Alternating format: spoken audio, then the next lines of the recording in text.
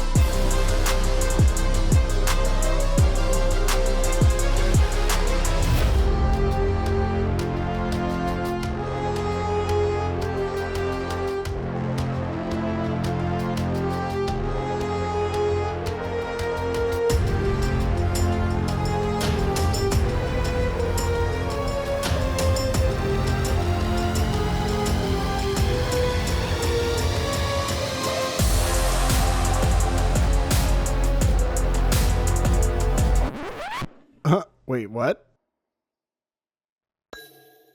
We're already here? I really thought this journey was going to be a lot longer. Okay. Cool, I guess.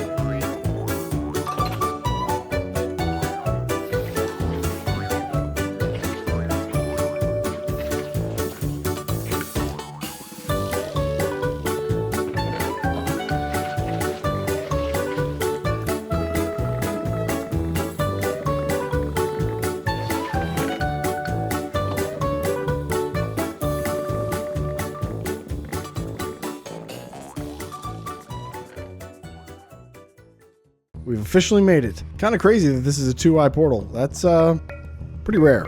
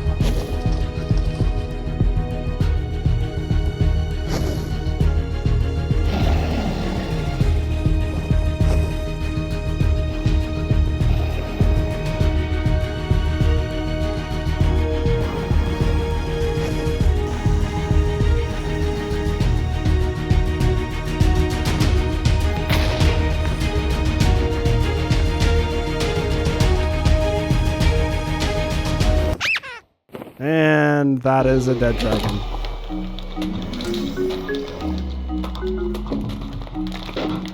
Ooh, XP. Don't mind if I do. And the dragon egg, yes. Oh, thank goodness. I thought it was going to fall through the portal, and I was like, I don't know where spawn is. Don't do that. The next generation. Yes. And wow, that was incredibly easy. I'm a little bit worried. I'm going to look at an Enderman here. Yep, I did. Get away. Let me do my intro. Ah. Anyway, I definitely feel like the end fight should be way harder. Hey y'all, I'm Vi, and this is Vi Plays Create. And today, we're looting the end. There we go. There's our end gateway. It would be kind of cool if you could shoot an ender pearl through this. Oh, I'm level 69. Nice. Okay. Think I can go ahead and stick the dragon egg in here, and yeah, let's go to the Outer End Islands. Okay. Nice. Forest fruit. This is going to be priority number 1 right here. Oh, nice, and I can use this to... Boop. No? Okay, these don't count as projectiles, apparently. Alright, we got 8 chorus flowers. Nice. Let's grab a bunch of endstone to make sure we got a bunch of it. Maybe a few more ender pearls, just so we got them. Aha, and it looks like we got a few end cities here. Nice. I'm not gonna lie to you, I'm a little disappointed. I didn't even have to bridge over the void, because that's the whole reason I brought the mobile storage room. The go-kart is that so I could build a contraption to bridge over the void for me, and then I wouldn't have to. And, well, now I'm a little sad.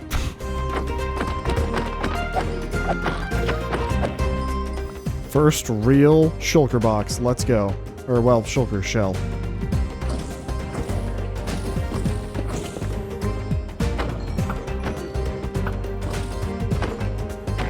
Shulker shell.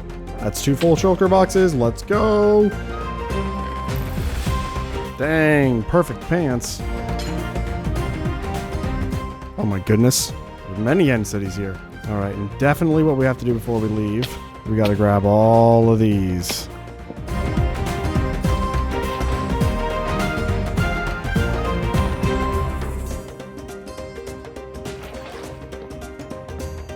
Oh, and there's shulker shell there. Just free shulker shells. Chillin'.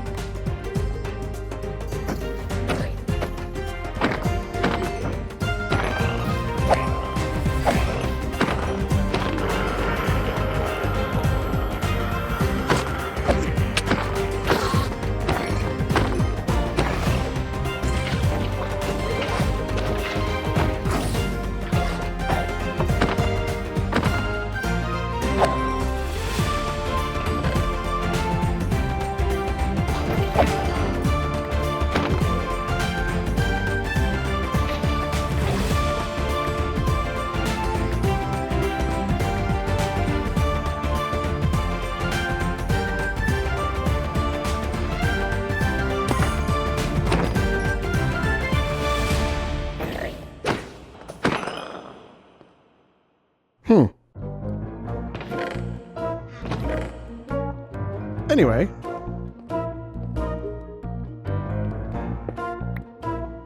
Alright, my inventory is full, and I have a solution for that. I stuck it in my inner chest before we came, and we gotta check this out.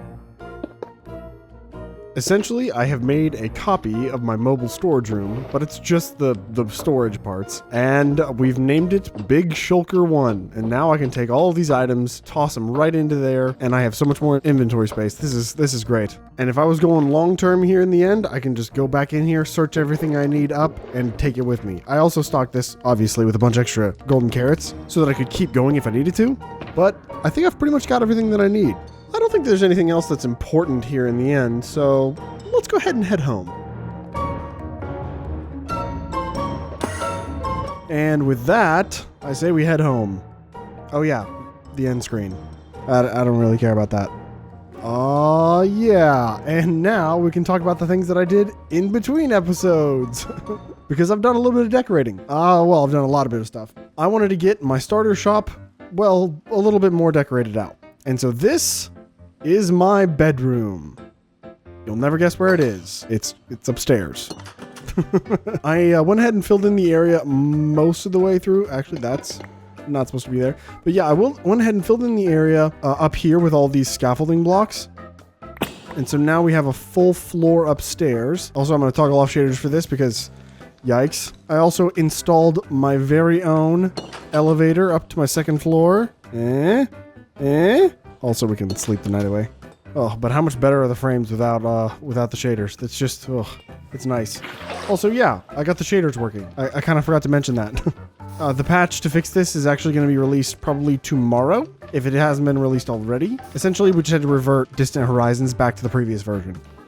And boy, oh boy, have we done some updates in here. Let's do a quick overview of all of the stuff that I have done in between episodes. I was gonna try and show like a list, like a compilation of all the different clips that I made, but honestly, I have like, not even kidding, 5 hours of footage. It's kind of insane. Most of this stuff is pretty similar. You will notice that the crushing wheels are no longer over here. I decided instead, well, we'll talk about that in a second, but I decided instead to move them over to where our empty space is now that we no longer park our mobile storage room inside here. I also installed some nice wiring that goes in between the two blocks right here. It goes down below right there.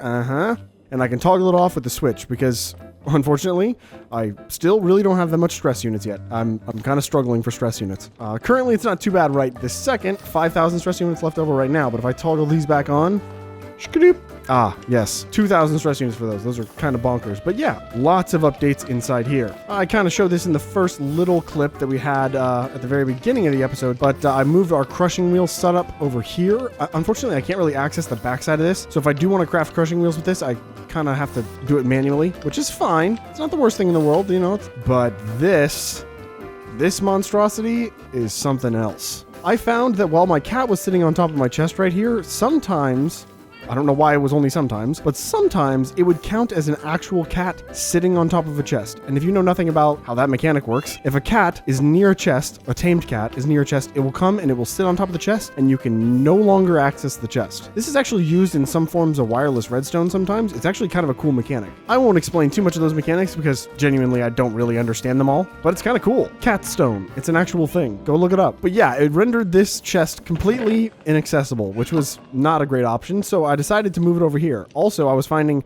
that sometimes I would go to open the chest and then I would accidentally click the seat and then the cat would get kicked out of the seat and I'd have to go and get a lead, but I no longer had access to the storage because my cat wasn't in the seat anymore. It was a bit of a mess. So we decided to swap out all of that. And then I was thinking about it and I was like, you know what? I can expand this storage in a pretty cool way. And what I've done here, it's a little bit hard to see. Bear with me. Essentially, this is where I'm inputting any and all items that I want to put inside my storage system. Unfortunately, this vault here is only 5 blocks wide, meaning that it's not even a max size vault, meaning that my storage system wouldn't be very large. And I don't really have a lot more shop space inside, so I decided to just go up. It seemed like the natural conclusion. It just kind of makes sense. But how do you organize storage upward, you say? I understand.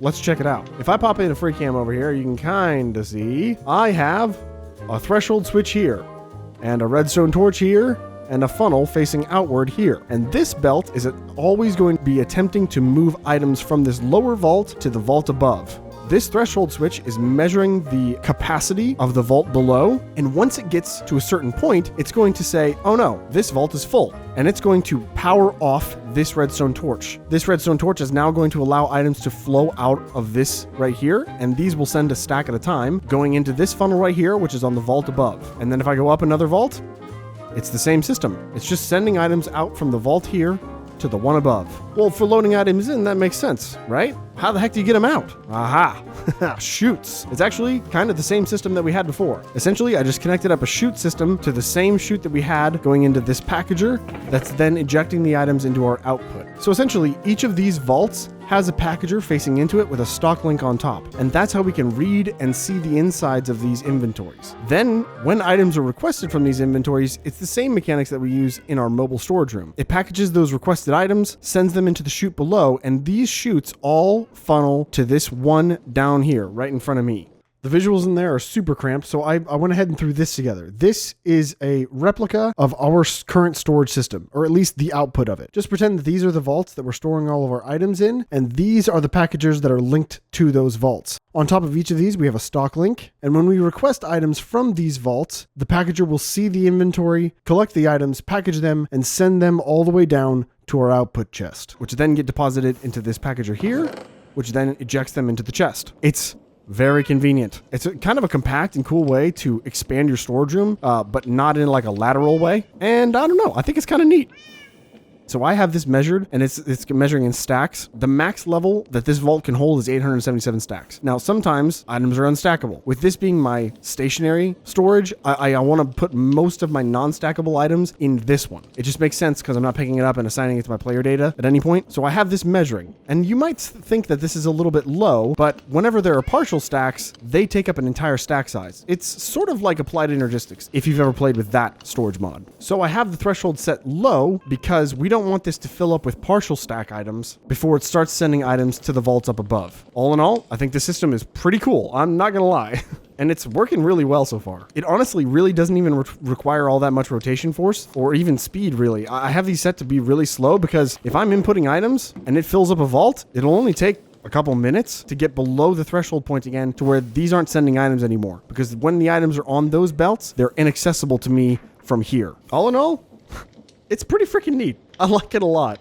Additionally, I decided to go ahead and reinforce this joint right here. This industrial iron block right there is actually what turns this garage door. And I've decided to go ahead and move this valve down so that it's accessible from both sides. Whenever I don't crouch and interact with the valve on this side or this side, it's going to rotate outward, meaning that it's going to open the door. Whenever I crouch and then interact, it'll close the door from both sides.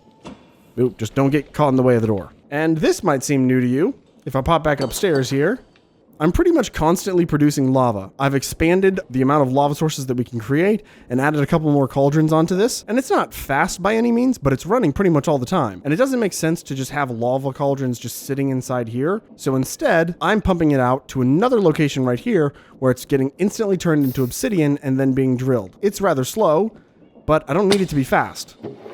I'm getting obsidian all the time. Every once in a while, I'll grab the obsidian from there and I'll throw it into here. And I've already got more than half a stack, not including the stuff that I recently sent through these crushing wheels. We're getting lots of upgrades inside the shop here. I'm super happy with it. And up here, we can see I've expanded our villager housing. I'm not gonna lie, it looks pretty bad, but I do plan to give these guys proper housing very soon. Also, it is nighttime, and that is a spider jockey. Ooh, we can't make those guys our stock guys, can we? Like, realistically, if we stuck the skeleton's head inside a glass block or something. Oh wait, did it just die?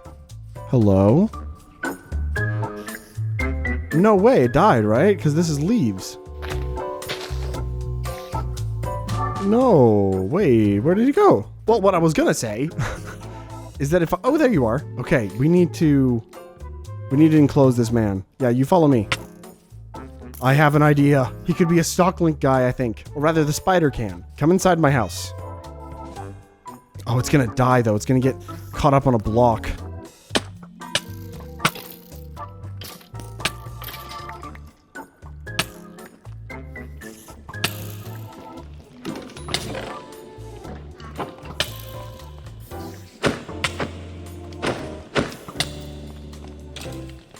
No!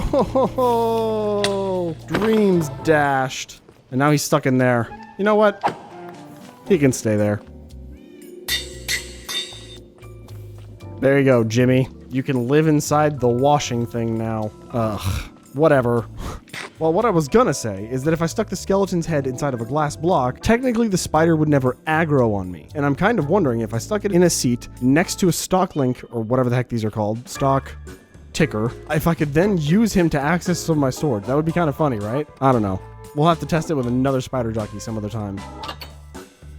And yes, inside here we have villager expansion.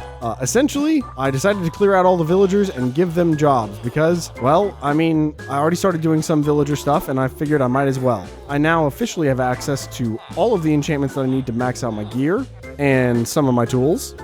And these are technically all the original tools that I had, so they were pretty expensive to upgrade, but it was fine. I get enough levels from some of the things that we get from crushing stuff that it ended up working out okay. And plus I was doing tons and tons and tons of trading, specifically with sticks, since our tree farm is so successful at producing sticks. I filled up Big Shulker 1 with sticks and logs, brought it down there, and traded for a couple hours.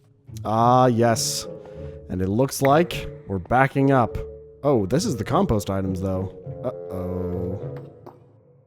Why are we backed up on compost stuff? Why? Why? Why? Oh! Huh? Oh. Oh, no. Oh. Oh, no. Our log storage. It's not enough. I should have known that this would not last very long. Well, this seems like an issue for later Vi. Essentially, I was just going to come over here and showcase that I was taking sticks and then I would take them and I would sell them, obviously with some logs as well. But yeah, there's no excuse for these compostable items to not be sent. Is it because the chains are full? Oh well. Looks like I'm gonna have to take care of that later. Wow, these boxes look insanely large when in your hand. Essentially, I would come down here with a bunch of logs, craft a ton of sticks, and trade with these guys over and over to get all the enchantments that I need. It looks like we may need to expand our charcoal storage. I've got far too many logs coming in. I'm gonna forget this guy's here. But yeah, that has enabled us to make a ton, and I mean a ton, of emeralds. But yeah, I feel like we should probably go back up to where the logs are getting thrown on the ground and or stuck on chains, and we should fix it again. I feel like I just dealt with this issue. Did I not just deal with this issue? So I have a thought. Essentially what I think I can do is, since this is 3 wide, I can just turn it, then expand it further this way. But even that only puts our issue off. It doesn't actually fix it long term.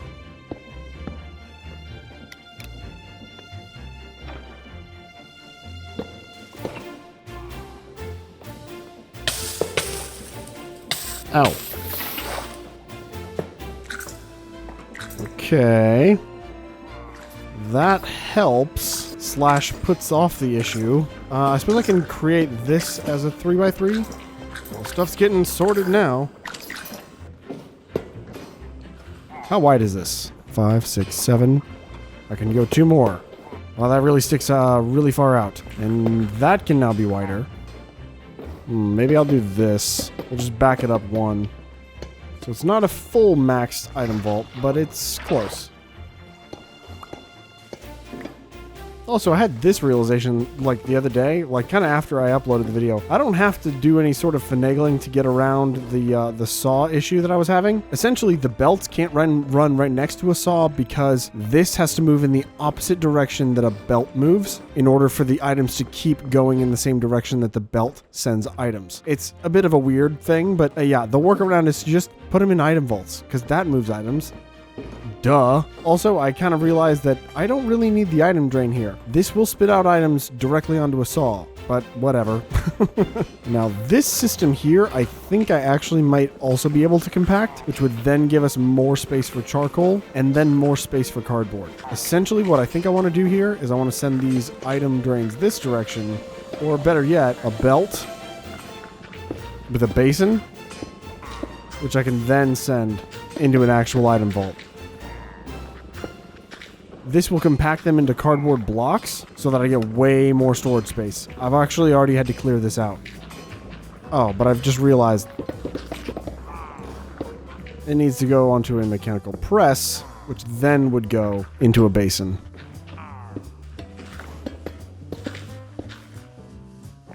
There we go. And now I think I just have to hook this up to power.